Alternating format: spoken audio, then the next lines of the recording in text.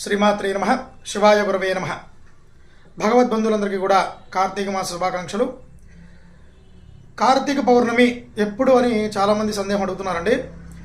కార్తీక పౌర్ణమి November 15 శుక్రవారం నాడే జరుపుకోవాలండి. ఆ రోజున నోములు చేసుకునేటువంటి వారందరూ కూడా కేదార నోములు శుక్రవారం రోజున సాయంకాలం చేసుకోవాలి. అలాగే 365 ఒత్తులు నదిలో స్నానం చేసి వెలిగించేటువంటి వాళ్ళు శుక్రవారం ఉదయం వెలిగించేటువంటి వాళ్ళు శుక్రవారం తెల్లవారుజామున 4 గంటల తర్వాత వెలిగించాలి. అలాగే సాయంకాలం వెలిగించేటువంటి వాళ్ళు ఆ రోజంతా ఉపవాసం ఉండి శుక్రవారం సాయంకాలం వెలిగించాలి. మరి ఈ ఉదయమా సాయంత్రమా లేదు అనేటువంటి సందేహాలు వద్దండి. నవంబర్ 15 శుక్రవారం నాడే కార్తీక పౌర్ణమి జరుపుకోవాలి. 365 ఒత్తులు వెలిగించేటువంటి రోజు కూడా శుక్రవారం నాడే. అలాగే 365 ఒత్తులు చాలామంది వెలిగిస్తున్నారు, కానీ దేనికండి?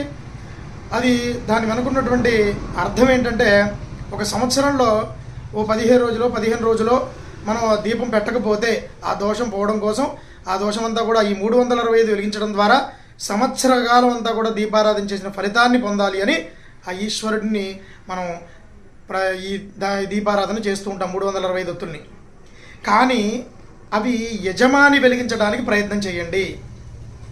భార్య ఇంట్లో ఆడవాళ్ళు వెలిగిస్తూ ఉంటారు. అవి వెలిగించేసి నేను ఇంట్లో కూర్చుంటాను, ఇంట్లో టీవీ చూస్తాను, లేకపోతే నా పనులు నేను చేసుకుంటాను అంటే దాని ఫలితాన్ని పూర్తిగా పొందలేరు. దయచేసి ఇంటి యజమాని ఎవరైతే ఉన్నారో వాళ్ళ 365 ఒత్తులు వెలిగించడానికి ప్రయత్నం చేయండి. శ్రీమాత్రే నమః.